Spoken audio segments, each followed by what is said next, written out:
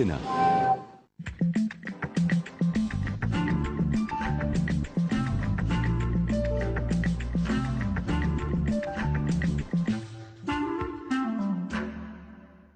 Bonjour à tous, merci de nous retrouver sur Public Sénat. La Commission des finances du Sénat a demandé récemment à la Cour des comptes une enquête sur le mode de financement du CNC, le Centre national de la cinématographie. Or, son constat est sans appel. Le CNC évolue dans un environnement budgétaire dépourvu de toute forme de contrainte. C'est donc tout le système de financement de la création audiovisuelle et cinématographique en France qu'il faut repenser. Je vous propose donc ce matin de suivre l'audition du président du CNC, mais aussi des membres de la Cour des comptes qui ont réalisé cette enquête par la Commission des finances du Sénat. Bonne matinée à tous. Mesdames et messieurs, mes chers collègues, nous allons pouvoir entamer cette audition qui, je le crois, est une audition attendue et qui fait suite à différents travaux menés dans le passé par la Commission des finances du Sénat, puis à une enquête réalisée par la Cour des comptes à notre demande, au titre de l'article 58.2 de la loi organique sur les lois de finances. Alors c'est une audition qui est ouverte à nos collègues de la Commission de la Culture. Nous nous réjouissons de les accueillir autour de la présidente de cette commission, Marie-Christine Blandin. Et de notre côté, prendront activement part à la discussion le rapporteur général, bien sûr, et le co-rapporteur spécial de la mission culture, des crédits de la mission culture, Emery de Montesquieu. L'enquête que nous a remise la Cour des comptes concerne donc la gestion et le financement du CNC ou, en toutes lettres, le Centre national du cinéma et de l'image animée.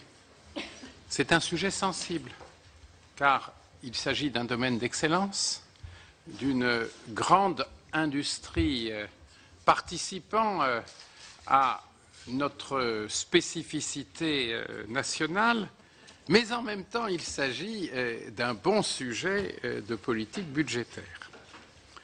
C'est un cas d'école, en quelque sorte.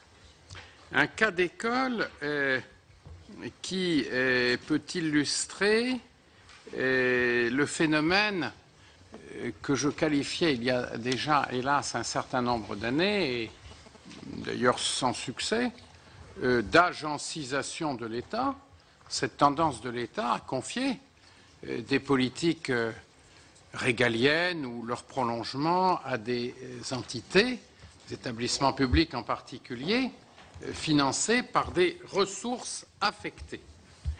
Il s'agit du développement des opérateurs et les collègues ici présents se souviennent des initiatives qu'il a fallu prendre au fil des années pour tâcher de contenir cette évolution et pour appliquer à la gestion des opérateurs les mêmes règles autant que possible en matière d'effectifs, de dépenses de fonctionnement, de dépenses d'intervention, qu'au sein des services centraux de l'État eux-mêmes.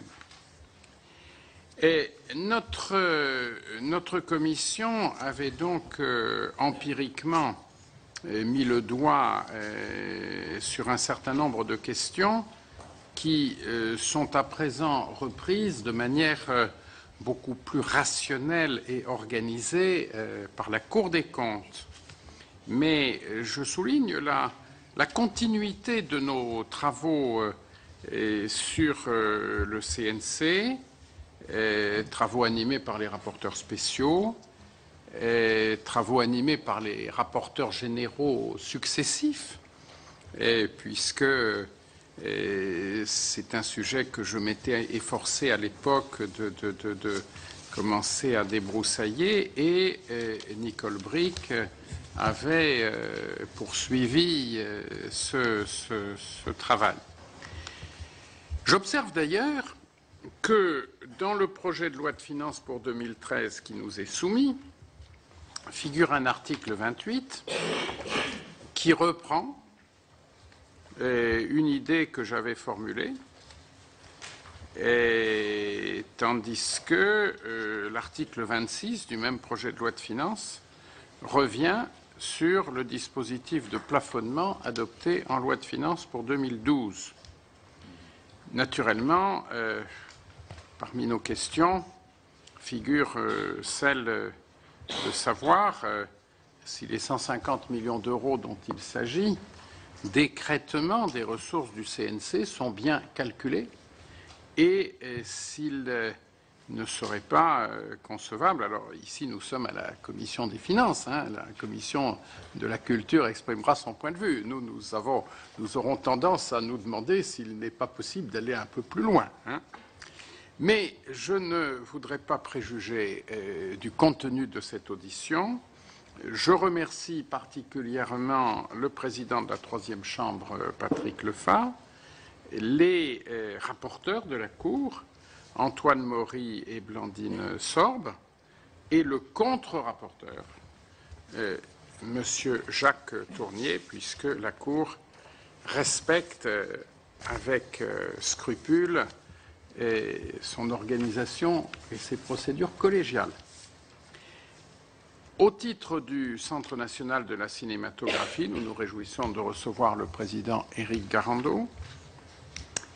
Et nous savons combien est importante son action pour le développement et le rayonnement de notre industrie cinématographique. Même si nous abordons les sujets dont il s'agit sous un angle, sous un angle budgétaire, bon, je ne vais pas le qualifier, nous ne sous-estimons pas la valeur de ce qui est fait au sein de cet établissement. Bien au contraire, mais bon, il ne faut pas nous en vouloir, n'est-ce pas, d'exercer les missions pour lesquelles nous avons bénéficié de la confiance de nos collègues. Et le ministère de la Culture est naturellement là, puisque représenté par Christopher Mill, secrétaire général adjoint, puisqu'il y a des zones de recouvrement entre les activités de l'administration centrale et celle du CNC. Nous y viendrons tout à l'heure. La direction du budget est représentée par le sous-directeur de la 8e sous-direction, Alexandre Gross, par le chef du bureau de la justice et des médias, puisque Alexandre Tisserand, donc la direction du budget, fait coexister la justice et les médias. Après tout, pourquoi pas. Et quant à la direction de la législation fiscale, Arnaud Magnan, sous-directeur de la fiscalité des transactions, la représente et la part des recettes affectées, des différents prélèvements de nature fiscale est évidemment essentielle dans le débat que nous allons avoir. Dans un premier temps, je vais demander au président Lefat de synthétiser en une dizaine de minutes, s'il le veut bien, les travaux de la Cour. Je sais bien que ce temps de parole est très frustrant, mais notre audition sera rendue d'autant plus interactive et ceci permettra aux différents collègues de s'exprimer s'ils le souhaitent. Et puis, bien entendu, le président Lefat et les membres de la délégation de la Cour réinterviendront sur la base des questions qui seront formulées ou en fonction de nos besoins d'information, surtout qu'ils n'hésitent pas à le faire après cette intervention liminaire d'une dizaine de minutes. Ensuite, cela va de soi, le président Garando et sa tutelle ministériels bénéficieront, comme il est naturel, du droit de réponse. Je souhaiterais pour ma part que le dialogue puisse se nouer entre la Cour, le Sénat, le CNC, sur 3 principales questions que je me permets de formuler en achevant cette intervention liminaire. Première question, quel serait le bon niveau de prélèvement sur les ressources ou sur le fonds de roulement ou sur les deux du CNC sans fragiliser les missions de ce dernier. Donc, où s'établit la limite raisonnable.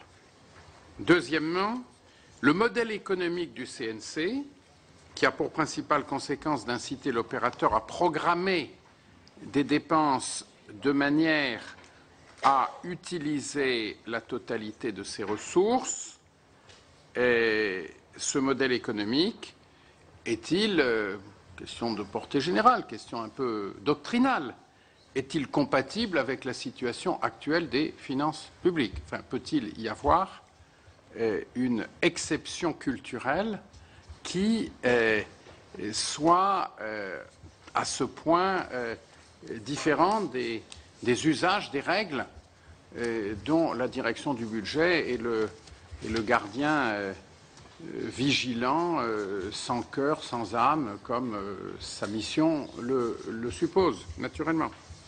Et puis, troisième question, que penser des relations entre le ministère de tutelle et le CNC?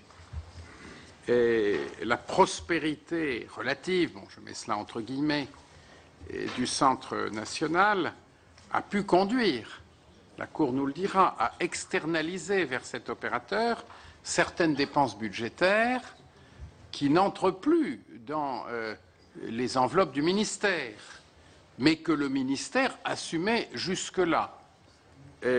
En quelque sorte, y a-t-il bien eu une stratégie d'évitement de la norme de dépenses applicable au budget du ministère de la Culture au sein du budget de l'État, ou enfin, en d'autres termes, les uns et les autres ne se sont-ils pas opportunément rendus service? Alors ensuite, bon, pardonnez-moi le caractère direct de ces questions, mais ce sont les principaux sujets vus de notre côté. Donc la Cour, les interlocuteurs du CNC et du ministère de la Culture, le cas échéant les remarques complémentaires de l'administration de Bercy, puis le rapporteur spécial, le rapporteur général, la présidente de la commission de la culture, le rapporteur Jean-Pierre Leleu, que j'ai vu tout à l'heure, et à partir de là, notre discussion va pouvoir s'organiser. Bon, nous avons prévu pour cette audition une durée approximative de 2 heures, comme nous le faisons habituellement. Enfin, au terme du débat, nous aurons à prendre une décision sur la publication de l'enquête de la Cour dans le cadre d'un rapport d'information. Et vous ayant dit tout cela, je donne la parole au président Patrick Lefèvre. Merci beaucoup, Monsieur le Président.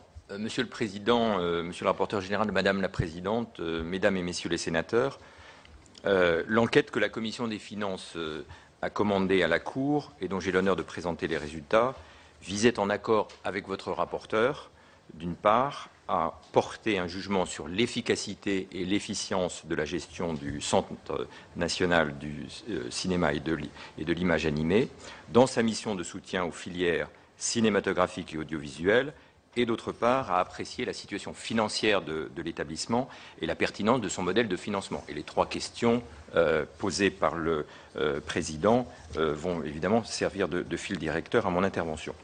Ce choix d'enquête, je dois dire, s'est avéré prémonitoire, puisque la matière traitée est au cœur de l'actualité. L'enquête s'inscrit en effet tout d'abord dans le contexte très porteur du cinéma français, que chacun a en tête. Elle fait aussi écho à une réflexion engagée sur les agences de l'État. Monsieur le Président vient d'y faire allusion. En particulier, une phrase du rapport de l'Inspection générale des finances mérite d'être citée. Celui-ci souligne que les taxes affectées aux opérateurs, qui représentent près de 10 milliards d'euros, soit près de 20% des apports financiers totaux de l'État aux opérateurs, soulèvent d'importantes difficultés de gouvernance et d'ordre budgétaire. La troisième raison du caractère prémonitoire de cette enquête, c'est qu'elle inclut en arrière-plan toute la réflexion sur les outils, l'adaptation des outils de l'exception culturelle à l'ère numérique qui a été confiée à M. Pierre Lescure. Elle ne peut, d'autre part, ignorer les incertitudes juridiques concernant la conformité au droit communautaire de la taxe sur les distributeurs de services de télévision qui alimentent les caisses de l'État, taxe qui va faire l'objet d'une enquête par la Commission européenne. Et de ce point de vue, les indications données par un ministre délégué montrent que le gouvernement réfléchirait à une adaptation de cette taxe sous la forme d'un prélèvement forfaitaire sur chaque abonnement fixe ou mobile intégrant une offre de télévision, ce qu'on appelle la TST2. Enfin, les conclusions de cette enquête viennent à point nommé puisque vous vous saisirez dans quelques semaines après l'Assemblée nationale du projet de loi de finances pour 2013. À titre liminaire, je tiens à saluer tout au long de l'enquête la disponibilité des services du CNC et aussi des administrations de tutelle, ministère des Finances inclus, puisque les rapporteurs ici présents ont toujours trouvé une écoute extrêmement attentive et réactive à leurs questions, et la contradiction s'est déroulée, je pense, dans des conditions tout à fait sereines. Je tiens aussi à dire que la réforme budgétaire et comptable de grande ampleur qui a été mise en œuvre par l'établissement, et ceci à la demande du précédent contrôle de la Cour, est une vraie avancée et a permis de disposer de données financières très précises, même si on peut regretter qu'on ne soit pas allé au bout, c'est-à-dire jusqu'à la mise en place d'une comptabilité analytique. Le rapport étudie successivement les ressources du CNC et les aides déployées par l'établissement. Il analyse ensuite sa gestion interne et propose des pistes pour en améliorer le pilotage. Il met enfin en évidence la nécessité de redéfinir le modèle de financement du CNC, le niveau de ses ressources actuelles n'apparaissant plus corrélé à ses besoins structurels. La Cour formule 14 recommandations et identifie 3 scénarios alternatifs sur lesquels nous aurons l'occasion de revenir. Alors, depuis la création du CNC en 1946, l'extension des missions de l'établissement et la multiplication des taxes qui lui ont été affectées ont conduit à soustraire progressivement la politique cinématographique et audiovisuelle du champ des dépenses du budget général de l'État, champ qui constitue la norme pour la conduite des politiques publiques et bien sûr de toutes les politiques culturelles. Et donc à laisser s'accroître de manière ininterrompue les ressources et les dépenses publiques consacrées au financement des secteurs soutenus par le cinéma. Cette évolution a été rendue possible par le système des taxes affectées, ceci qui permettait d'échapper aux règles fixées en matière de normes de dépenses pour le pilotage de la dépense du budget général. Le principe général commandant cette construction budgétaire originale est le suivant. On taxe la diffusion des contenus cinématographiques et audiovisuels et on en reverse le produit à un organisme qui finance l'ensemble de la filière. Au nom de son principe, ont été successivement taxés la billetterie des salles de cinéma, les chaînes de télévision, les sociétés vendant ou louant des contenus audiovisuels sous forme de vidéogrammes et, en dernier lieu, les distributeurs de services de télévision. Cette notion large regroupant des opérateurs aussi divers que les chaînes de télévision acheminées par un décodeur, les opérateurs du câble, les fournisseurs d'accès à Internet et les opérateurs de téléphonie mobile. Au cours de la période sous revue, le rendement de ces taxes a cru de manière très sensible. Les ressources du CNC sont passées ainsi de 528 millions d'euros en 2007 à 867 millions d'euros en 2011, soit une augmentation de 46,3%, qui est inédite chez les 80 opérateurs, les 80 autres opérateurs du ministère de la Culture et de la Communication. Ceci évidemment lié au dynamisme des recettes affectées, des taxes affectées, qui représentent plus de 90% des ressources de l'établissement, puisque, comme vous le voyez sur ce graphique, le produit des taxes affectées a progressé de 442 millions d'euros de 2001 à 2011, où il atteint 806 millions d'euros. La création en 2007 de la taxe sur les distributeurs de services de télévision la TST distributeur, a joué un rôle majeur dans l'augmentation des ressources de l'établissement, le produit de cette taxe passant de 94 millions d'euros en 2008 à 322 millions d'euros en 2011, au point de représenter près de 40% des recettes du CNC. Bénéficiant de cette forte progression de recettes, le CNC a développé ses aides au secteur cinématographique et audiovisuel, comme vous pouvez le constater sur cette diapositive. Le montant de ces aides, qui s'élevait à 468 millions d'euros en 2007, a atteint en 2011 575 millions d'euros, soit une progression là aussi inédite parmi les politiques publiques de la mission culture de 23% en 4 ans. Diverses nouvelles aides ont vu le jour, axées davantage sur les supports de diffusion que sur les contenus, comme c'était le cas dans la logique traditionnelle de soutien à la production.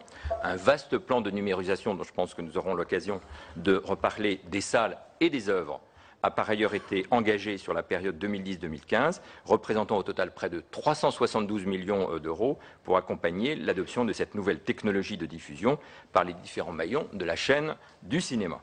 Cette multiplication de dispositifs reflète une économie générale des aides dans laquelle la création de nouveaux mécanismes ne s'accompagne pas de la nécessaire évaluation de la cohérence globale des soutiens. Les dispositifs s'empilent. On en compte 66 en 2012. La mesure de l'efficacité des aides peine encore à se faire une place dans un tel cadre.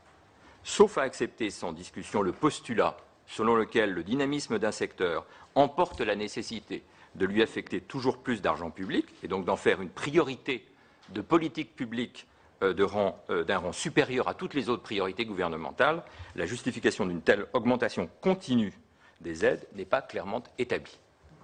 À cet égard, sans s'être livré à une évaluation exhaustive des aides du CNC parce que le temps nous manquait, la Cour souhaite néanmoins appeler l'attention sur la nécessité de croiser plusieurs indicateurs pour apprécier le dynamisme de la filière cinématographique et audiovisuelle. Ainsi, l'augmentation du nombre de films produits chaque année, 204 en 2001, 272 en 2011, c'est-à-dire une hausse de 33%, qui apparaît comme un objectif sous-jacent de la politique de soutien déployée par le CNC, ne saurait représenter à lui seul un motif de satisfaction, car cette politique de soutien que j'aurais tendance à qualifier quelque peu productiviste, a pour contrepartie une exposition de plus en plus limitée dans les salles. L'évaluation des résultats atteints par rapport aux objectifs doit également conduire à s'interroger sur la pertinence de certains dispositifs d'aide, dès lors qu'ils présentent par rapport aux objectifs des résultats stables, voire déclinants, pour des coûts souvent croissants. C'est le cas en particulier dans le domaine audiovisuel, où la France entretient un système d'aide unique en Europe dans son principe et dans son ampleur. 229 millions d'euros en 2011. Pour des résultats d'audience, des productions nationales parmi les plus faibles du continent. Dans ce contexte, même s'il y a évidemment ici ou là de très brillantes exceptions, dans ce contexte, la Cour recommande d'élaborer une méthode d'analyse de l'efficacité et de l'efficience des dispositifs d'aide mis en œuvre au regard d'une part des autres soutiens et d'autre part des objectifs fixés au CNC par ses tutelles et par le Parlement. Sur le plan de la gestion interne, c'est un des points que vous avez évoqué, Monsieur le Président, le contrôle mené par la Cour conduit à constater des progrès par rapport au précédent contrôle en matière de transparence des coûts de fonctionnement. Mais nous relevons que le prélèvement sur le produit des taxes affectées pour financer les frais de gestion du CNC augmente plus vite que ce même produit, plus 72% contre plus de 60% entre 2007 et 2011. Nous observons aussi que la masse salariale croît 2 fois plus vite que les aides versées et que les dépenses d'indemnisation des membres des commissions d'aide sélectives du Sénat connaissent une forte progression. Il n'y a pas de schéma pluriannuel de stratégie immobilière. Enfin, malgré l'aisance de sa trésorerie, le CNC a emprunté 22 millions d'euros pour financer l'acquisition de l'immeuble du 3 rue Galilée, ce qui, évidemment, est venu augmenter la dette publique, alors même qu'elle disposait d'une trésorerie qui, malheureusement, parce que les critères maastrichtiens résonnent en brut et non pas en net, faisait que notre dette publique, ensemble d'administrations publiques, augmentait. Certes de 22 millions d'euros, mais c'est tout de même, ça mérite réflexion. Au-delà de l'augmentation des aides à court terme, l'examen des recettes et des dépenses de l'établissement met en œuvre des marges de manœuvre budgétaires incontestables. Le fonds de roulement, et c'est aussi un des points que vous avez évoqués, qui s'élevait à 800 millions d'euros au 1er janvier 2012, doit certes permettre d'honorer des engagements, ce sont les provisions, mais aussi les crédits à reporter. Donc il n'y a pas de débat là-dessus. Mais au-delà, il y a d'incontestables marges de redéploiement, des réserves budgétaires qui sont libres d'affectation. Et je pense que notre débat permettra d'y voir plus clair. En tout cas, il y a 3 usages dans ces réserves. Le financement du vaste plan de numérisation des films et des salles, 250 millions d'euros. La constitution d'une réserve destinée à prévenir les retournements de conjoncture, 57 millions d'euros. Enfin, le financement du plan immobilier d'établissement, 28 millions d'euros. Ceci en vue de regrouper l'ensemble des 4 immeubles sur un site unique dans Paris. Si la mise en œuvre en réserve témoigne d'un principe de prudence, qui n'est pas critiquable en soi, elle invite néanmoins à s'interroger sur l'adéquation entre les ressources de l'établissement et ses besoins pérennes. Favorisée par l'autonomie à la fois budgétaire, grâce aux taxes affectées, et institutionnelle de l'opérateur. Alors je rappelle qu'il s'agit d'un établissement public dont le président n'a pas de lettre de mission, qui n'est pas lié avec le ministère de la Culture par un contrat de performance, qui échappe quasiment en totalité à la justification au premier euro et qui ne dispose d'un conseil d'administration que depuis 2009. Le modèle de financement du CNC conduit en effet à déterminer le niveau des dépenses, et vous l'avez dit, en fonction du montant des recettes issues du produit des taxes. La pérennité de ce modèle se trouve à l'évidence aujourd'hui remise en cause par la situation globale des finances publiques. Et je pense que là aussi, nous devons nous poser la question de savoir si, à cet effort de redressement des comptes publics, le CNC ne doit pas apporter son écho et quelle en est l'importance. Le législateur a lui-même pris la mesure du problème, donc ce sont les systèmes de prélèvement exceptionnel sur le fonds de roulement, d'écrêtement du produit de la taxe. Vous avez rappelé les dispositions que vous aurez à examiner sur le prélèvement en contrepartie de la fin de l'écrêtement. Et donc ces points-là méritent évidemment d'être pris en considération. Pour la Cour, ces dispositifs ne semblent pas pouvoir constituer une orientation durable, et j'en terminerai par là, permettant de maîtriser de manière fine l'adéquation entre les recettes et les dépenses de l'établissement sur le long terme. Et ceci pour 3 raisons. La première, c'est que l'assiette de la taxe sur les distributeurs de services de télévision n'est pas sécurisée.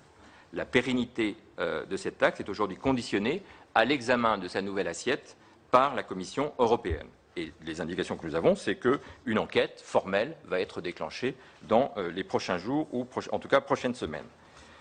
Et donc ça crée évidemment un élément d'incertitude sur la pertinence du modèle de pilotage autonome par la recette. Deuxièmement, et toujours au sujet de la TST distributeur, la Cour considère que le lien entre le fait générateur de la taxation, à savoir l'activité de distribution de contenu numérique relevant de catégories extrêmement diverses, l'assiette de la taxe, c'est-à-dire le chiffre d'affaires résultant des abonnements aux services de communication électronique et son objet, le financement de la création cinématographique et audiovisuelle, apparaît à bien des égards beaucoup plus distendu que pour les autres taxes, notamment il s'agit de la TSA et de la TST éditeur. Troisièmement, les mécanismes correctifs instaurés en loi de finances depuis 2 ans ne résultent pas d'une analyse fine des besoins de financement, analyse au demeurant entravée par l'architecture complexe du dispositif d'aide du CNC et par l'insuffisance de la démarche de justification au premier euro présentée dans les documents budgétaires. La question qui se pose donc à vous, à la représentation nationale, mais aussi une question qui interpelle la Cour, est la suivante. Quels sont les moyens à envisager pour permettre au CNC de poursuivre une action ambitieuse? Personne ne doute que l'œuvre accomplie ne doit pas être ébranlée. En matière de soutien aux industries, aux secteurs, aux filières, plus exactement cinématographiques et audiovisuelles, sans préempter les recettes d'une taxe ayant vocation à frapper un ensemble bien plus large que la seule distribution de contenu audiovisuel et sans se soustraire aux arbitrages budgétaires. Pour la Cour, la réponse consiste à privilégier une approche qui aboutisse à subordonner le niveau de la recette à une hiérarchisation préalable et aussi précise que possible des besoins du CNC, rendue nécessaire par l'exercice de ses missions. Parce qu'elle ne saurait produire ses pleins effets sans une implication accrue du ministère de la Culture et du Parlement dans la détermination de ces orientations stratégiques, comme du niveau de ces interventions, cette évolution requiert au minimum que l'établissement enrichisse ses outils d'information et que le levier de son pilotage soit également renforcé. Et c'est dans ce cadre-là que nous présentons les 3 scénarios. Le premier, c'est donc la fixation d'un plafond de dépenses pluriannuelles commandant la détermination du barème des taxes affectées au CNC. Le deuxième, c'est le recours à des écrêtements ciblés. Proche de la situation actuelle, ce scénario en diffère néanmoins par le caractère ciblé des écrêtements si ce mécanisme prévaut. Enfin, la budgétisation, donc le troisième scénario, la budgétisation d'une partie de l'actuel TST distributeur, celle frappant les opérateurs de communication électronique. L'issue du contentieux communautaire relatif à la taxation des opérateurs de communication électronique. C'est un sujet évidemment plus large que le sujet du CNC, et les choix qui seront exprimés par le ministère de la Culture et de la Communication et par le Parlement quant à l'intensité souhaitable de maîtrise des dépenses du CNC pourraient conduire à privilégier l'un ou l'autre de ces scénarios. En définitive, les différentes recommandations formulées par la Cour visent toutes un même but, assurer le déploiement d'une politique performante de soutien au cinéma et à l'audiovisuel, disposant d'une visibilité sur ses moyens et rendant des comptes sur leur utilisation. Merci, Monsieur le Président. Merci, Monsieur le Président Lefin. Si je ne me trompe, vous avez dû utiliser un petit quart d'heure. Donc, je voudrais demander à présent à Monsieur le Président Garando et, le cas échéant, à la tutelle culture et à la tutelle finance, de bien vouloir s'exprimer en réponse pour la même durée, c'est-à-dire un petit quart d'heure, si vous le voulez bien. Bon, avant que, bien entendu, les questions ne fusent et ne vous conduisent à reprendre la parole. Monsieur le Président Garando. Monsieur le Président, je vous remercie, ainsi que pour ce temps de parole. Je voudrais tout d'abord évidemment vous remercier pour votre attention constante à l'égard des politiques publiques du financement de l'audiovisuel et du cinéma. Et puis aussitôt mettre peut-être en exergue une phrase du rapport de la Cour des comptes qui a retenu toute notre attention. La gestion du centre demeure mal connue, alors même que le CNC a de brillantes réussites à faire valoir. Et pour nous, c'est une remarque vraiment intéressante parce qu'elle pointe une forme de paradoxe.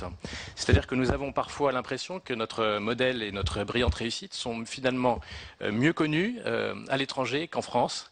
Et nous voyons que nous sommes enviés, copiés dans le monde entier, que parfois notre modèle suscite finalement le plus d'interrogations dans notre propre pays.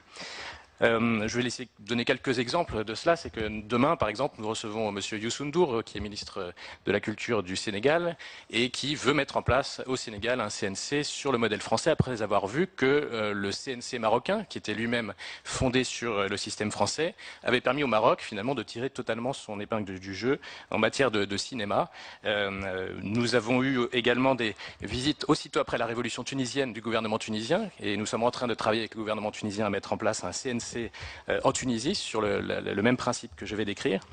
Ce n'est pas un hasard non plus si nous voyons souvent la ministre de la Culture du Brésil qui a créé un CNC également fondé sur une taxe prélevée sur la téléphonie mobile et qui va générer plusieurs centaines de millions de dollars dans le cinéma brésilien. On peut multiplier les exemples. La Corée du Sud, on connaît son cinéma extraordinairement dynamique. Il a eu un prix à la Mostra. C'est d'ailleurs le seul grand festival européen de cette année où la France n'ait pas eu le Grand Prix. Eh bien, en Corée, il y a ce qu'on appelle le COFIC, qui est un CNC construit sur la base du modèle français. On pourrait ainsi multiplier les exemples sur tous les continents, et rien que les semaines passées, les Philippines, la Mongolie, le Bhoutan, enfin tous les grands pays qui veulent miser sur leur industrie audiovisuelle parce qu'ils voient bien que c'est l'industrie la plus dynamique, une des plus dynamiques de l'économie mondiale, et bien tous, à l'exception évidemment des États-Unis qui ont leurs spécificités et qui ont une position ultra-dominante, mais tous regardent le modèle français, y compris la Chine continentale, qui ne comprend pas comment la France, sans quota sur les films américains, réussit à avoir une part de marché de 40% de ces films. Nous avons des échanges quasiment mensuels avec la Chine.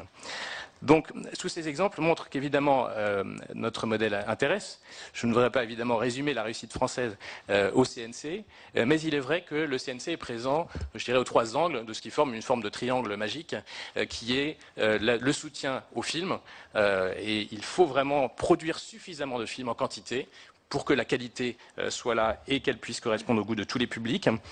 Le soutien apporté aux salles de cinéma. S'il n'y a pas de grandes salles, de belles salles, un réseau suffisamment maillé sur le territoire, eh bien il n'y a pas non plus de réussite possible. Il faut soutenir les salles.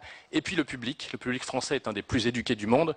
Il n'y a qu'en France où des films iraniens ou des films vraiment de tous les pays, y compris les plus petits et les plus spécifiques, reçoivent un tel succès. Et d'ailleurs, ces cinéastes comme Asghar Farhadi, je citais un film iranien, viennent s'installer en France ensuite pour faire leurs films, et ces cinéastes ont des Oscars. Alors pourquoi ce succès? En fait, nous avons une règle qui est vraiment au cœur de ce qui vient d'être indiqué à l'instant par le rapport de la Cour des comptes, qui est pour nous vraiment la règle d'or, et c'est cette règle qui est transposée aussi à l'étranger, c'est que finalement l'aval doit financer l'amont, la distribution doit financer la création. C'est la seule façon, vous parliez d'exception culturelle, je voudrais parler d'une exception économique, la seule façon de résister à l'hégémonie du modèle américain, c'est de pouvoir construire une alternative avec un soutien public important, qui est celui du CNC, qui est aussi celui des chaînes de télévision, de leurs obligations d'investissement.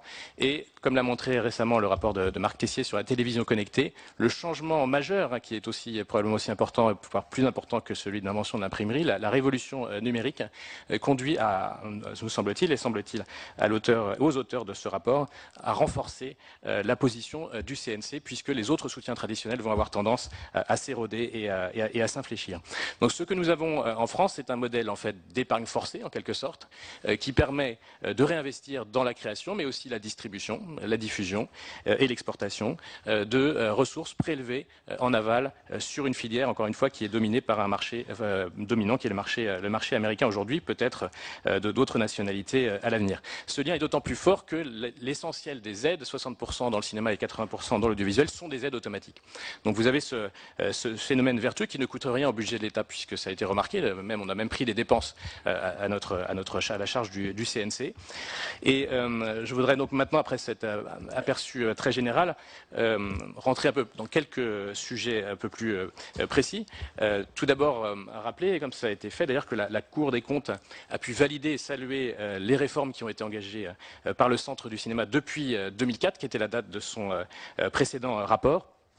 Donc la réforme budgétaire et comptable a permis d'accroître la clarté et la sincérité des comptes, mais également la sécurité financière des engagements du centre. Et ça, c'est évidemment important de le mentionner parce que c'est ce qui est à la source de l'augmentation importante de notre volume de trésorerie. L'essentiel de notre trésorerie est consacré au provisionnement en fait, des soutiens générés et de toutes nos aides qui sont destinées à être investies à tout moment, peut-être dans un an, peut-être dans 10 ans, s'agissant des salles de cinéma.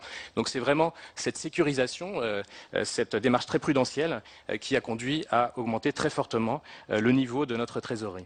La réforme fiscale aussi a été saluée avec le transfert au CNC des opérations de recouvrement et de contrôle fiscal des principales taxes affectées qui sont désormais réalisées à moindre coût, comme ça avait été remarqué aussi dans le rapport de la mission d'enquête et de contrôle du Parlement.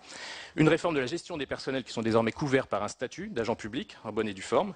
La réforme de la gouvernance et du cadre de l'action du CNC, cela a été rappelé également, avec la modernisation de la réglementation du secteur, la création du code du cinéma et de l'image animée, et puis la création du conseil d'administration qui, outre nos tutelles, les représentants des administrations de l'État, du ministère de la Culture et des Finances, et aujourd'hui même de l'Éducation nationale, nous avons aussi des magistrats, un membre de la Cour des comptes, de la Cour de cassation, des représentants du personnel et désormais deux représentants du Parlement.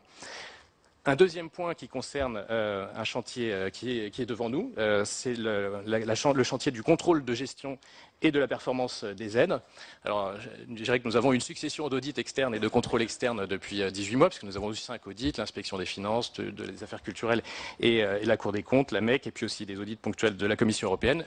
Donc tout ça n'a pas permis de développer entièrement notre chantier de comptabilité analytique et de contrôle de gestion, mais c'est en effet, bien entendu, notre principale priorité en matière de gestion, c'est donc de construire cet outil de comptabilité analytique. Je voudrais ensuite revenir sur ce qui a été indiqué sur la performance, ce que je citais un peu en introduction. Il faut vraiment voir que cette performance en matière de cinéma, d'ailleurs je crois que vous le disiez vous-même, Monsieur le Président, elle est effectivement reconnue et elle est on ne peut plus visible, mais il faut bien voir que c'est la conséquence de l'approfondissement de ce mécanisme, donc initié en 1948 avec la taxe sur les salles de cinéma, transposé sur les chaînes de télévision dans les années 80, en 86, 1986 et étendu en 2007 dans le champ des nouveaux réseaux, et au nom de la neutralité fiscale et technologique, et au nom de cette règle que plus le nombre de canaux de diffusion augmente, plus le volume d'heures demandées en termes de programmes, qu'il s'agisse de films de cinéma ou de programmes audiovisuels, plus ce volume augmente, plus évidemment il faut fournir à ce secteur. Et c'est ce que permet, avec vraiment une grande vertu, ce modèle des taxes affectées qui doivent donc demeurer proportionnelles à l'évolution de ce chiffre d'affaires global du secteur audiovisuel. C'est un point important parce qu'on a tendance à se focaliser sur la période la plus récente où il y a eu un rattrapage d'un retard en réalité qui existait dans la progression du compte, mais la Cour des comptes a fait un travail à juste titre en tout cas très intéressant d'analyse sur très longue période, et a mis en évidence qu'entre 1988 et 2000, le budget du CNC est passé de 224 millions d'euros à 480 millions d'euros, c'est-à-dire qu'il a augmenté de 114%. C'est-à-dire qu'il a beaucoup plus augmenté dans la décennie précédente que dans la décennie juste immédiate. Dans le même temps, il faut voir que les dépenses des ménages en programme audiovisuel avaient augmenté de 135% entre 1988 et 2000, et qu'ils ont également augmenté de 107% entre 2001 et 2011. Donc le CNC qui a augmenté 60% autour de la même période, en réalité il a augmenté moins vite que sous la période précédente, et donc ce rattrapage qui a été fait grâce à la réforme introduite en 2007 a permis de combler ce retard et de faire face par ailleurs à un mouvement qui est totalement exceptionnel, mais qui est malheureusement ou heureusement durable, qui est cette révolution numérique qui conduit à bouleverser l'ensemble du champ audiovisuel et à démultiplier évidemment le nombre de programmes accessibles par le consommateur dont la durée de consommation évidemment a augmenté également au fil du temps. Donc il est vrai, alors je pourrais rentrer dans les détails sur les indicateurs, mais je crois que vous les avez tous en tête, notamment sur le cinéma, mais sur l'audiovisuel, je voudrais insister sur la question de notre performance en matière audiovisuelle. Elle est certes un peu moins exceptionnelle qu'en matière de cinéma, parce qu'en matière de cinéma, je voudrais quand même dire qu'on se réfère souvent à l'Allemagne, mais la performance de la France est bien meilleure que celle de tous les autres pays, y compris l'Allemagne qui est parfois utilisée comme point de référence, puisque la part de marché allemande est de moitié inférieure à la part de marché française. Et c'est aussi lié au nombre de films produits, puisque la France produit 207 films d'initiative française contre 132 films pour l'Allemagne. Donc c'est important en matière de cinéma de garder une proportion entre le nombre de films produits en France et le nombre de films diffusés en France. Et on en produit 207 et 270 si on prend les minoritaires, sur un nombre de films sortis en salle de 600. Donc cette part de 35%, elle nous permet d'avoir une part de marché équivalente et qui est même supérieure, c'est-à-dire que nous surperformons les films internationaux, y compris américains. Et en comparant avec ce qui se passe dans le reste du monde et le reste de l'Europe, on voit que, ne serait-ce que aussi l'effondrement de la fréquentation en Italie, en Espagne, en Portugal, la France finalement non seulement réussit à faire de mieux en mieux, en part de marché en fréquentation, mais réussit aussi, par le très grand nombre de coproductions, à générer une économie en utilisant et en soutenant les grands cinéastes de toute l'Europe. C'est pour ça d'ailleurs que l'ensemble des CNC européens aujourd'hui est derrière la France dans son combat vis-à-vis de la Commission européenne pour que la taxe qui a été ajustée par le Parlement l'année dernière, que cet ajustement qui visait à récupérer un opérateur, dont vous aviez d'ailleurs, je me souviens aussi, dénoncé le comportement d'optimisation, pour ne pas dire d'évasion fiscale, cet ajustement fiscal, et aujourd'hui il est effectivement bloqué depuis un an à Bruxelles, mais nous ne désespérons absolument pas. Le Premier ministre est intervenu sur le sujet auprès de M. Barroso, donc nous ne désespérons absolument pas de voir ce sujet réglé très prochainement. C'est vraiment pour l'intégrité de ce modèle absolument essentiel, puisque la neutralité fiscale et technologique, elle doit fonctionner jusqu'au bout. Dès lors qu'on régule un secteur, il faut le réguler jusqu'au bout. Sinon, c'est exactement le même problème qu'on peut avoir sur les paradis fiscaux ou d'ailleurs qu'on appelle aujourd'hui les paradis numériques. Donc je voulais juste me faire aussi un retour sur l'audiovisuel. Notre performance en réalité sur l'animation est exceptionnelle aussi. On sort à peu près 10 longs métrages d'animation par an. Ça, c'est assez unique au monde. Il n'y a que les Coréens et les Japonais, évidemment les Américains, qui peuvent en faire autant. Nos parts de marché augmentent. Je voudrais dire le montant, la progression du chiffre d'affaires à l'exportation de nos programmes audiovisuels, c'est plus 13% en 2011. C'est-à-dire dans une économie française très déprimée, exportation de nos programmes audiovisuels, plus 13%. Ça, c'est assez remarquable. Alors, il y a en effet une fragilité qui demeure, qui est celle de la fiction française. Effectivement, c'est une anomalie. La fiction française était moins performante ces dernières années sur nos écrans de télévision que les fictions américaines. Il y a deux raisons à cela. D'une part, les diffuseurs privés notamment, ont fait le choix d'acheter des programmes américains sur étagère parce qu'ils coûtaient moins cher. Et donc ils avaient le meilleur de la fiction américaine qui était déjà amorti sur son marché principal, et ce qui permettait, dans une logique immédiate, de court terme, d'avoir des audiences effectivement satisfaisantes et qui d'ailleurs habituaient ensuite le public à des programmes d'excellente qualité. Ça n'a pas été le choix des diffuseurs dans les autres pays qui ont privilégié leur fiction nationale, et ça c'est le premier facteur d'explication, c'est le choix des diffuseurs, une logique de court terme. Et par ailleurs, il faut remarquer que le CNC a moins investi en proportion sur la fiction française qu'il ne l'a fait sur les autres genres et également sur le cinéma. Pourquoi? Tout simplement parce que je dirais les diffuseurs investissaient quand même des moyens importants dans la fiction, mais ce qui conduisait à la formater un peu plus aussi. Et par ailleurs, nous avions des besoins très importants en matière de documentaire et d'animation. Donc la solution, en réalité, ce qui a été très bien montré par le directeur général du groupe Canal+, qui a lui-même engagé une nouvelle stratégie à l'égard de la fiction, c'est en fait d'augmenter tout simplement les moyens qui sont alloués à la fiction, que ce soit les moyens du CNC ou évidemment les moyens des diffuseurs, puisque là encore le CNC n'intervient qu'en deuxième rang. C'est le diffuseur quand même qui apporte l'essentiel du budget et de la décision en matière audiovisuelle. Donc voilà, la solution pour la fiction, c'est plutôt d'investir davantage. Rodolphe Belmer rappelait qu'un épisode d'une série américaine, ça coûte 2 millions de dollars. En France, on est plutôt à 700 000 euros. Et donc, il faut pouvoir augmenter pour être plus performant. Et quand on le fait, ça marche. Et on réussit même à exporter nos formats aux Américains et aux Anglais. Donc il n'y a absolument pas de fatalité. Voilà, je crois que j'ai peut-être été un peu long, mais ce que je voulais dire, c'est vraiment le modèle de l'agence qui a été évoqué comme agence. Moi, ça me rappelle le rapport de Jean Pic, qui avait nourri mes études de Sciences Po, le rapport de Jean Pic qui prônait une modernisation de l'État en développant les agences. Et ce qu'on peut remarquer dans le champ culturel, c'est que vous prenez le CNC et la politique du cinéma, vous prenez le Louvre et la politique des musées, nous sommes numéro 1 et numéro 2 du monde. Donc est-ce que l'agence est un gage de modernité, de gestion et de meilleure performance économique? Nous avons la faiblesse de le penser. En tout cas, c'est vrai pour le secteur culturel. Je vous remercie. Merci, Monsieur le Président. Et je vais à présent demander aux représentants de la tutelle culture et finances de bien vouloir s'exprimer brièvement. Je prendrai un exemple en les interpellant. Le fait pour un établissement public placé sous leur tutelle et bénéficiant d'une trésorerie significative de s'endetter à hauteur d'une vingtaine de millions d'euros pour acheter un immeuble rue Galilée, bon, est-ce que c'est quelque chose qu'ils ont vu? Est-ce qu'ils se sont prononcés? Est-ce qu'ils ont approuvé? Je sais bien que ce n'est qu'un exemple, mais pour nous aider à comprendre si la tutelle est présente et à quel point elle est présente, il pourrait être utile que, de part et d'autre, on veuille bien nous répondre. Et je demanderai aussi à la tutelle de s'exprimer sur les provisions, car nous comprenons bien que, comme dans une entreprise, on provisionne des risques. Maintenant, le fiscaliste qui arrive et qui regarde les comptes de l'entreprise s'interroge sur la réalité des risques pour savoir si la provision est déductible ou non. Et ici, c'est un peu la même problématique.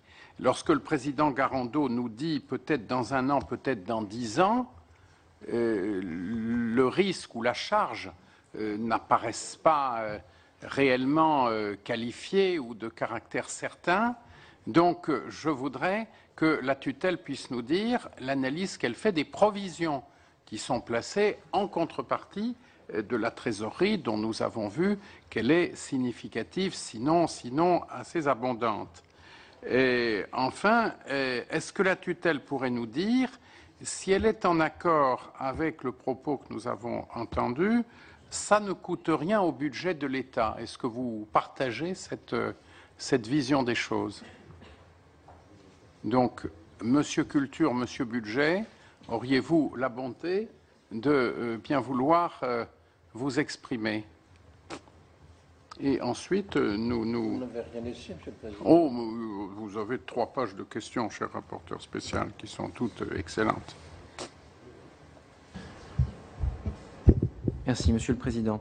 En préalable, je voudrais rejoindre le constat du président Garando sur le fait que le CNC est un instrument indispensable de maintien de la diversité culturelle et de maintien de la présence française sur les écrans de notre pays, mais aussi à l'international, en termes de diversité et de présence culturelle.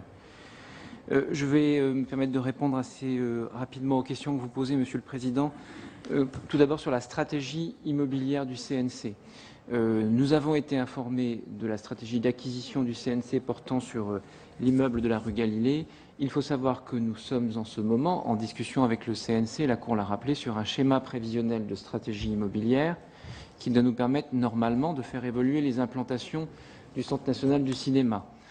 C'est sans doute la raison pour laquelle la stratégie de l'emprunt qui a été adoptée par le CNC n'est pas une mauvaise stratégie, dans la mesure où, premièrement, cet immeuble a fait l'objet d'une forte plus-value depuis le moment où il a été acquis, et où, deuxièmement, il s'avère qu'actuellement, l'ensemble des implantations du CNC, qui comprennent aussi une implantation louée, ne permet pas une adéquation correcte d'installation des personnels du CNC qui voyagent entre plusieurs immeubles, qui ne répond pas aux normes actuelles de France Domaine, qui est 12 mètres carrés par agent, ce qui va probablement nous amener, dans les mois qui viennent, à réfléchir à une implantation plus rationnelle du Centre national du cinéma. Cet emprunt n'est donc qu'une solution transitoire qui a été pleinement acceptée par les tutelles. Deuxièmement, sur la stratégie de provisionnement du CNC, vous l'avez relevé, un montant important de provisions, dont je relève qu'un certain nombre d'entre elles sont fléchées sur un certain nombre de risques identifiés. Le premier, nous le connaissons, c'est le risque immobilier, et nous travaillons dessus avec le CNC. Le second porte sur un plan numérique dont nous allons voir que l'écrêtement que nous sommes en train de réaliser sur les provisions constituées va sans doute nous amener à procéder à son étalement, sachant que le CNC a réussi l'essentiel, je voudrais le rappeler, dans les années passées, c'est-à-dire l'adaptation de notre réseau de salles de cinéma à la transition numérique, qui est la garantie du maintien d'une bonne fréquentation de nos salles. Et il suffit de regarder ce qui s'est passé dans d'autres pays européens ou extra-européens pour constater que c'est une des recettes, des garanties vraiment indispensables au maintien de la prospérité du secteur cinématographique français. Autre provision, celle qui porte sur les avances du compte de soutien qui sont, si je puis dire, transitent provisoirement dans les comptes du CNC. C'est peut-être là-dessus qu'il y a un travail à réaliser avec le CNC, travail qu'il a commencé à faire pour constater qu'éventuellement un certain nombre de ces provisions ne seraient plus fondées, mais c'est un travail de longue haleine qui est réalisé année après année et qui doit nous permettre de progresser afin de déterminer ce qu'on appellerait le fonds de roulement de croisière du CNC dans une circonstance où vous savez que la conjoncture économique fluctue de manière importante. Et j'en viens à un point très important pour nous. Il nous semble pas imaginable de déconnecter les recettes du CNC du dynamisme ou du moindre dynamisme du secteur.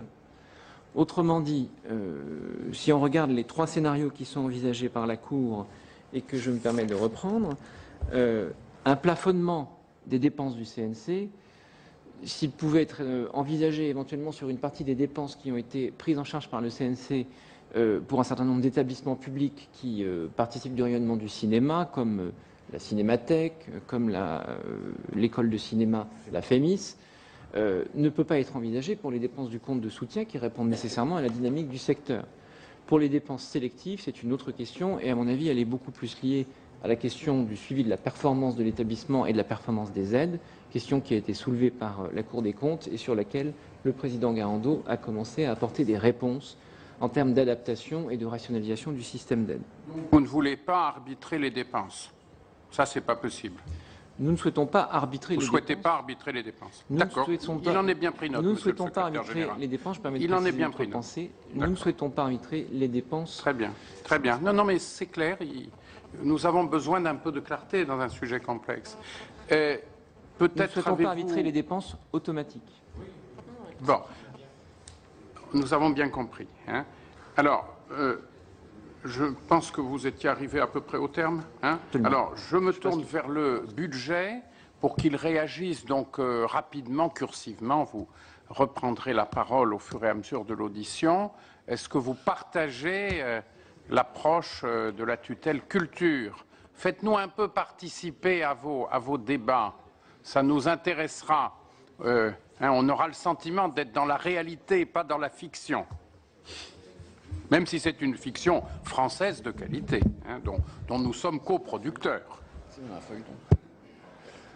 Donc, Monsieur le Président, si je comprends bien, vous préférez que je réagisse directement aux questions précises que vous posez plutôt qu'à l'ensemble du rapport, dont je dis quand même en quelques mots qui partagent les constats qu'on peut faire, y compris en tant que tutelle, sur les évolutions qu'a connues le CNC les 5 dernières années, y compris les évolutions favorables en termes de qualité de la gestion, puisqu'il y en a également.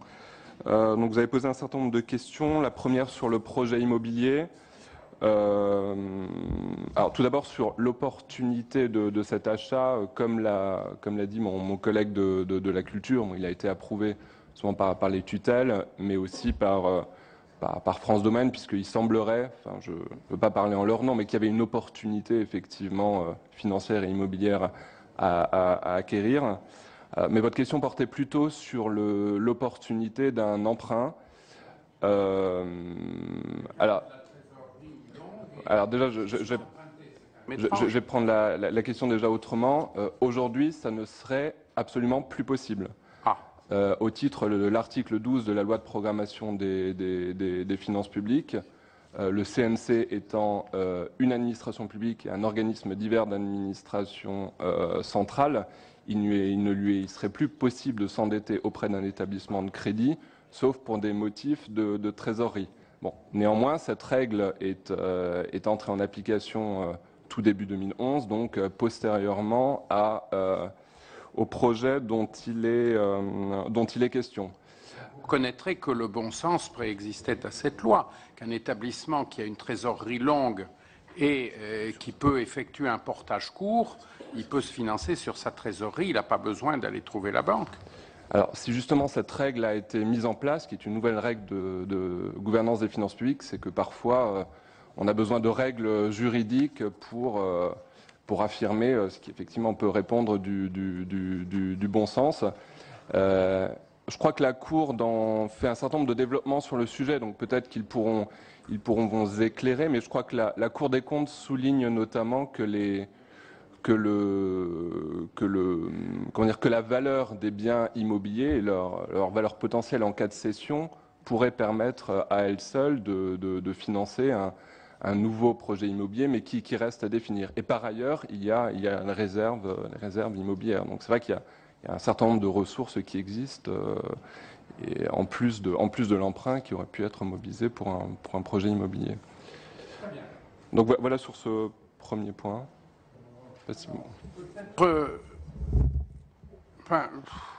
Je crois que la Commission de la Culture a une échéance proche, Madame la Présidente. Peut-être pourrions-nous entendre, si j'ose dire, un couple d'interventions à laquelle répondraient nos amis d'en face et les magistrats de la Cour. Donc, Madame la Présidente et Monsieur le rapporteur spécial, s'il le veut bien, donc l'un à la suite de l'autre, et puis ensuite le rapporteur général et le rapporteur pour avis, s'il est toujours là. Il est parti. Bon, eh bien ensuite le rapporteur général relancera la discussion, si vous le voulez bien. Madame la Présidente de la Commission de la Culture. Merci, Monsieur le Président, d'être attentif à notre expression et de tenir compte de notre emploi du temps non choisi qui nous oblige à une audition très formalisée, celle de la candidate à la présidence de l'audiovisuel public à un horaire que nous n'avons pas choisi. Sur le sujet qui nous rassemble, nous avons eu de vifs débats au Sénat lors de l'élaboration du budget 2012, non pas entre majorité et opposition, mais entre la Commission des finances et les membres de la Commission de la culture. Je ne pense pas qu'il faille nous distinguer entre ceux qui parlent avec leur cœur et ceux qui parlent garant de la rigueur. Il y a une chose qui nous rassemble et qui doit nous permettre de trouver un consensus, c'est l'intérêt public. Dans cet intérêt, il y a la création, la diversité des œuvres, la santé d'une filière internationalement reconnue et la bonne gestion de l'argent public. Mais ce n'est pas tellement de l'argent public dont nous parlons au départ. Dans cette bonne gestion, il y a par exemple l'indispensable soutien à la numérisation. Chambre des collectivités, le Sénat, par sa commission culture, est attaché à cette mission du CNC d'appui à la modernisation des salles de nos communes. Et je sais que si quelques lenteurs dans ces numérisations ont été repérées, il y a des phénomènes connexes. Quand on entame un chantier, il faut rendre accessible à toutes les personnes en situation de handicap.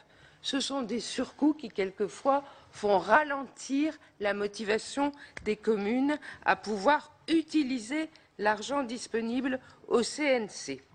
Le CNC est suivi depuis 2010, un an après les ordonnances de 2009, le sénateur Lagauche jusqu'en 2011, puis le sénateur et rapporteur Leleu assume cette tâche. Nous avons lu avec attention le rapport de la Cour des comptes et nous sommes, Monsieur le Président, sensibles à la nécessité de clarifier le volet immobilier avec des conventions claires entre propriétaires, utilisateurs et autres utilisateurs comme la Cinémathèque par exemple. Nous sommes sensibles aux besoins d'indicateurs de suivi, de stratégie et même à la recommandation de cibler d'éventuels écrêtements. Mais nous insistons sur la modération indispensable des financiers. Ce n'est pas parce qu'un secteur réussit qu'il faut le fragiliser. Ce que le rapporteur du cinéma, le sénateur Leleu, dit avec ses propres mots, entre guillemets, en France, on a parfois le génie de remettre en cause les modèles qui marchent. Fermez les guillemets. Le plafonnement des dépenses de soutien à la création ou de soutien aux salles serait contre-productif. Nous attirons également l'attention sur le danger inhérent à l'écrêtement qui ampute une part du système mutualiste. Il y a un vrai risque que les contributeurs n'y trouvent des arguments pour ne plus contribuer. En conséquence, tout le monde serait perdant. La Commission de la culture appelle donc à la plus grande prudence. Ne tuons pas un système vertueux. En revanche, elle s'associe aux demandes de meilleur suivi. Je vous remercie, Monsieur le Président, d'avoir modifié les ordres de parole. Merci beaucoup, Madame la Présidente, de ce que vous nous dites. Et je pense que votre commission va rester représentée par l'un de ses membres pour la suite de l'audition, pendant que vous allez passer sur le grill votre candidate, n'est-ce pas? Voilà, c'est au moins une chose que peut faire le Parlement, c'est satisfaisant, c'est bien. Alors, Monsieur le rapporteur spécial, Emery de Montesquieu. Merci, Monsieur le Président. Au grand banquet culturel auquel nous sommes conviés ce matin, Monsieur le Président Leffa a mitonné les chiffres et le Président Marini n'a pas pu résister à l'y rejoindre, donc il ne me reste plus qu'à démontrer un certain art d'aménager les restes. Tout à l'heure, le président Garando nous a parlé de l'affaissement de la fiction française à la télévision. Mais je crois qu'il y a un effondrement. Il y avait 56 fictions parmi les 100 meilleures audiences. C'est tombé à 3. Donc c'est un effondrement alarmant. On peut très bien comprendre le prosélytisme culturel français, qui est un support à notre économie en général. Le CNC participe. Le CNC participe au financement de nombreuses œuvres ou chefs-d'œuvre étrangers, 120 longs-métrages par an, avec 38 pays, c'est le plus haut ratio, et on ne peut que s'en réjouir, sauf qu'il y a un écueil, c'est que ça ne se passe pas en langue française.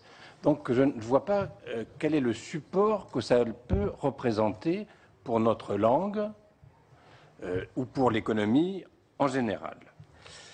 Il y a un autre point sur lequel je me suis penché, il ne me restait plus grand-chose à dire, les commissions d'aide.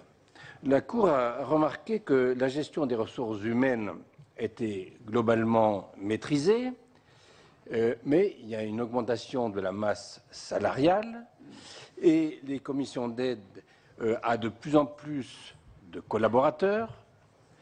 Et je m'interroge, n'existe-t-il pas un conflit d'intérêts entre les personnes qui participent à ces commissions d'aide et leur activité professionnelle dans le cinéma? Enfin, une question que je voudrais poser au ministère, pourquoi est-ce que le CNC sort du plafond qui était prévu par l'article 26 et l'article 28 permet au CNC ne permet pas au CNC, mais permet de prélever 150 millions sur les 800 millions, c'était souligné par le président Marini, mais je crois que nous ne sommes plus à une ère de thésaurisation. Et en conséquence, 150 millions, ça me semble assez peu. Je voudrais revenir très brièvement sur l'aspect immobilier. Aujourd'hui, le CNC est niché dans 4 immeubles qui sont tous situés dans le 16e arrondissement. On peut bien le comprendre, c'est un arrondissement fort agréable. Mais est-ce qu'aujourd'hui, dans le cadre d'une rationalisation immobilière, est-ce qu'on ne peut pas imaginer que le CNC soit regroupé et extramuros, il y a certainement des lieux plaisants où peut-être l'inspiration viendrait aussi bien au CNC que dans le 16e arrondissement, en 4 immeubles. Plaine Saint-Denis est une localisation culturelle appréciée. Pardonnez-moi. Est-ce que le rapporteur général souhaite... Bon, alors, Monsieur le Président, Messieurs les représentants des tutelles, Messieurs les représentants de la Cour des comptes, souhaitez-vous réagir à ce qui a été dit par Madame Blandin, puis par Monsieur de Montesquieu? Si vous me permettez, Monsieur le Président, en reprenant peut-être les sujets dans l'ordre, en commençant par l'immobilier, ce qui permettra de répondre aux précédentes interventions. Alors, j'en parle d'autant plus librement que c'est mon prédécesseur qui avait pris cette décision, qui est une décision vraiment excellente, puisque l'acquisition de cet immeuble a permis d'avoir une annuité d'emprunt inférieure au coût de la location. Donc, en termes de gestion à bon père de famille, rien que pour ça, c'était une décision intéressante. En plus, la valeur de cet immeuble a augmenté de 20%, comme ça a été rappelé par M. Émile, en un an. Donc là aussi, en gestion de bon père de famille, c'était une excellente décision, prise effectivement, comme ça a été rappelé, en accord complet avec les tutelles. Il y a eu 4 réunions de comités financiers où ce sujet a été validé par les tutelles. Alors, par ailleurs, sur la trésorerie, alors c'est peut-être intéressant de le préciser, mais la trésorerie qui est liée au compte de soutien, il faut bien voir que cette trésorerie est dédiée au compte de soutien. Et je vais y revenir dans un instant. Donc, il était inenvisageable de mobiliser une partie de cette trésorerie dédiée au soutien pour réaliser une opération immobilière pour le centre. Alors, sur maintenant la question à venir. Le CNC, ça a été rappelé d'ailleurs aussi, a effectivement voulu lancer un appel à proposition pour essayer de regrouper l'ensemble de ces services dans un lieu. Un lieu a été trouvé, une négociation pouvait s'engager avec un propriétaire. Malheureusement, ce dossier a été bloqué pendant 6 mois et nous attendons toujours qu'il soit débloqué. Donc peut-être que nous serions en train de déménager si nous avions eu l'accord de France Domaine pour engager des discussions sur ce bien en question, dont nous avons appris d'ailleurs hier qu'il était désormais loué pour une autre administration de l'État. Concernant maintenant la numérisation et l'état des réserves. Alors la Cour des comptes pourra citer ses propres phrases, mais vraiment, il se trouve que j'étais directeur juridique et financier en 2004, donc j'avais reçu une première fois ce rapport de la Cour des comptes. Donc le provisionnement de l'ensemble des soutiens a vraiment été une décision d'application du rapport de la Cour des comptes de 2004. À l'époque, le CNC vivait selon une logique de caisse, et donc il ne provisionnait rien. Et simplement, il prévoyait d'avoir une trésorerie qui correspondait à ce qu'on appelait le risque guichet. C'est-à-dire que le CNC, à tout moment, pouvait être en cessation de paiement. Il suffisait que des producteurs investissent davantage que d'habitude. Aujourd'hui, cette sécurisation exhaustive, dans une logique prudentielle, c'est ce qui conduit à immobiliser 500 millions d'euros. Ça, je vous donne les chiffres de fin 2011. 500 millions d'euros au titre des provisionnements des différents soutiens automatiques. Ce sont, pour répondre à votre question, même, j'ai pris l'exemple extrême, bien sûr, un exploitant de salle, il a 10 ans pour mobiliser son soutien. Je rappelle que c'est de l'investissement, tout ça, c'est-à-dire que ce sont des travaux. il peut le mobiliser tout de suite, il peut le mobiliser dans 10 ans. Les comportements des exploitants sont très difficiles à prédéterminer, ça dépend de la taille de l'exploitant, de sa stratégie, de mobilisation d'autres mécanismes de financement dont il peut avoir accès. Certains mobilisent en masse brutalement, ça, on ne voit pas ça arriver, et d'autres le font de façon beaucoup plus lissée au fil du temps. Mais on a complètement retenu l'idée de la sécurisation maximale, qui était une... voilà, encore une fois, ça a été validé par la Cour des comptes, et c'est ce qui aboutit à ce provisionnement des 500 millions d'euros. Ensuite, vous avez les restes à payer, donc ça aussi, c'est des dépenses obligatoires et qui sont certaines, 50 millions d'euros en 2011. Donc vous avez déjà 550 millions d'euros de réserve. Il y a ensuite la réserve de solidarité intergénérationnelle qui est destinée à faire face à des mouvements de conjoncture qui peuvent être très violents. On en a connu un en 2005. Et en 2005, le CNC aurait pu être aussi, là aussi, en cessation de paiement. Il a fallu revoir les taux des différents soutiens de manière extrêmement rapide pour ne pas être en cessation de paiement. Donc cette réserve qui est de 57 millions d'euros, elle a été constituée au fil du temps. Il y a la réserve immobilière, effectivement, qui est liée au sujet dont on parlait, c'est-à-dire que nous avons toujours dans cette idée de déménager, et même si nous ne déménageons pas d'ailleurs, il y aura des travaux très importants, de plus de 10 millions d'euros à réaliser sur place, plus l'acquisition d'un plateau complémentaire pour justement ne plus être locataire du 4e immeuble. Donc, quand vous faites... Et alors, qu'est-ce qui reste comme trésorerie? Eh bien, il reste le plan numérique dont on a parlé.